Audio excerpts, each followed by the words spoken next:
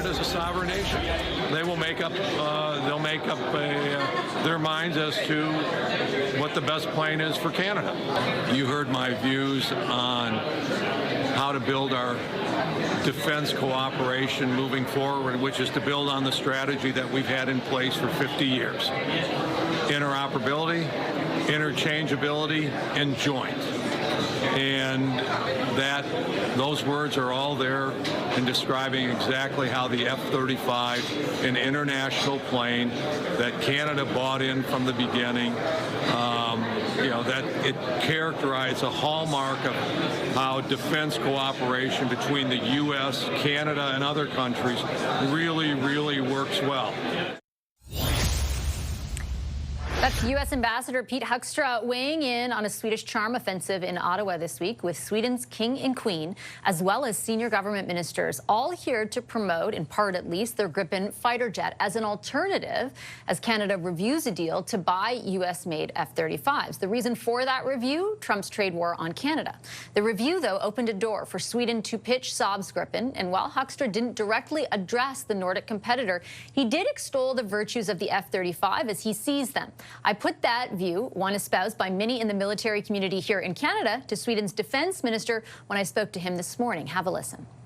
I can say that the Gripen fighter is a uniquely good aircraft, and it's uniquely good also to be matched against the Russian Air Force capability. There's no, we're laser focused on what they're doing, and that's of course why the Ukrainians are very interested into the Gripen.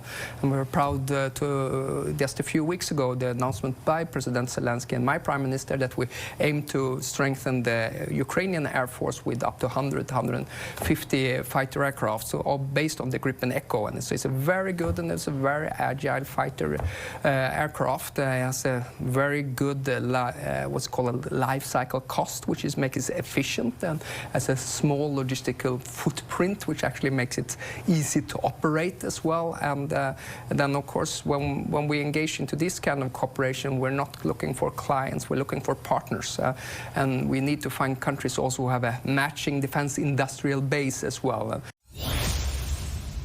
You can catch the full interview with Sweden's defense minister this weekend on Question Period. Here now, though, to talk more about the path forward for fighter jets is former Canadian Chief of Defense Staff, retired General Tom Lawson. Hi, General Lawson. It's good to have you on the program. Thanks for making the time.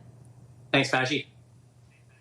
I want to disclose right off the top, and we've said this before, you advised for a period of time Lockheed Martin, the company behind the F-35s, but we have had on the show the past few days, major proponents of the Gripen, so I want to make sure that we sort of explore the other side of the argument as well. I know that you view the F-35 favorably. I'm not a military expert, you are. What is it about that fighter jet that you think would better serve Canada's military? Well, it seems like such a complex file, doesn't it? People talk about trade benefits and they talk about how tough it would be to have two fleets with the Air Force. What it really comes down to is what you're asking, though, Vashi, and that is, what's the difference between the two aircraft? And your previous speaker, the defense minister there, will put on a great show. Saab and the entire country of Sweden is doing their best with an aircraft which is yesterday's technology tomorrow. It would saddle Canada with decades of aircraft that aren't a lot better than the F-18s that we're about to retire. The F-35 is the way ahead. It's a new fifth-generation aircraft with stealth and fusion. What that means is that you're not just buying an airplane, you're buying a network. So definitely there's a plane in there with pilot in it, but it's connected to sensors on the ground, at sea, in space, doing things that no single fighter like the F-18 or the Gripen E can do on its own. That's the way ahead, and the F-35 is going to have thousands built over the lifetime. Many of those parts are going to come from Canada, where the Gripen is going to have hundreds, maybe. So let me expand on some of the questions I think Canadians would have, which is we've just listened, as you pointed out, to the pitch from Sweden, and it's a huge contingent of people, everyone from the Queen and King all the way, through the government to the company itself. And their pitch is that it can fill the capability gap to the degree that the F-35 can. In layman's terms, General Lawson, what is it that Canada actually needs? Yeah. So in layman's terms, we just don't have time to get into why the F-35 is such a more capable aircraft than the Gripen. I attempted to do it there with a little bit of a dialogue, but it's much more difficult. So what we really need to do is we need to trust the experts, the Canadian experts who have gone head-to-head in competition and looked at these two and came out with their recommendations, and they were clear in Canada, as with every other country that have compared these two aircraft. If you listen to the excellent speaking Swedes and their test pilots, they will make it very difficult for you to, as a non-fighter pilot, to refute what they're saying. So go with the experts, go with what Canadians have found by looking at these two aircraft, and it puts the F-35 far ahead of the Gripen. And at the end of the day, we have to make sure that our pilots over the next 3 decades are available to fly aircraft that are going to be safe and effective in wartime situations. That's what it's all about when we're serious about defense.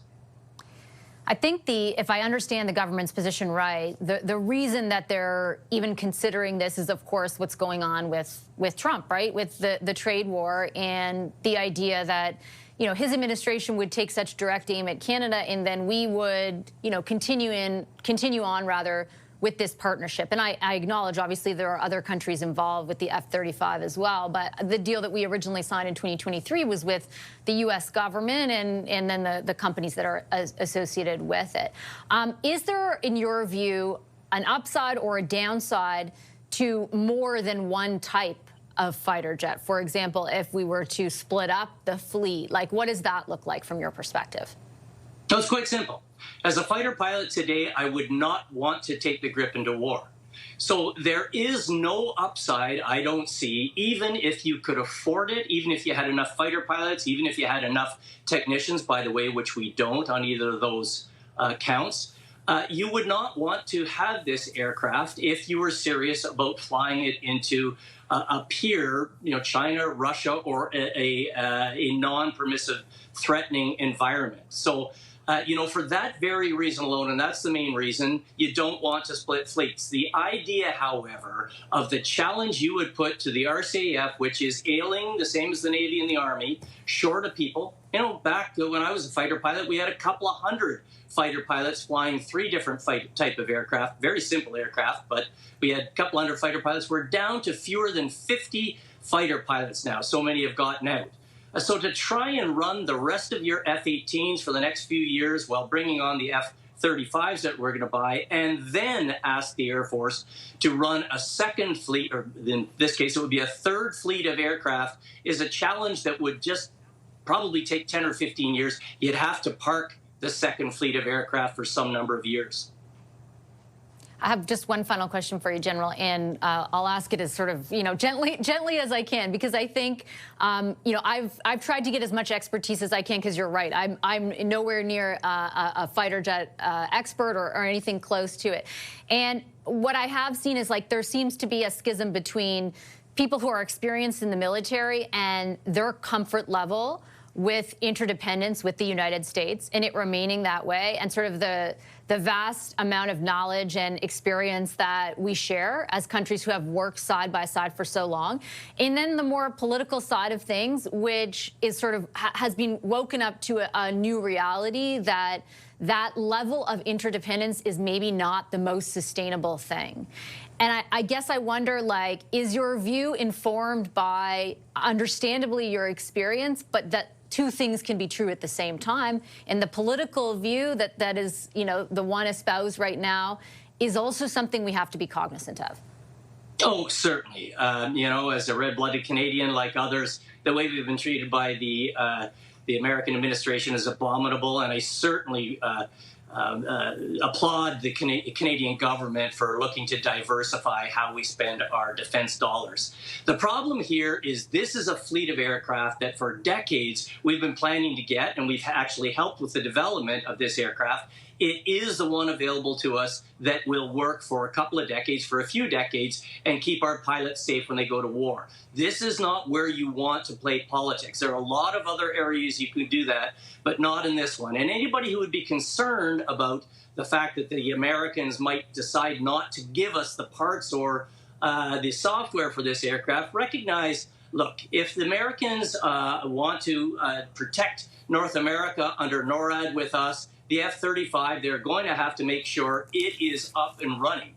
As for our partners in NATO, there are all kinds of those partners who are also going to be flying the F-35. So this is a great jet to have when we want to interoperate over there, too. Diversifying our defense dollars, absolutely. Trying to make sure we don't give as much to the United States, I'm with it. This is not the set, this is not the fleet that you want to do that with. Okay, General Lawson, I'll leave it on that note. Thank you very much for your time and your insights tonight. Appreciate it as always. Thank you.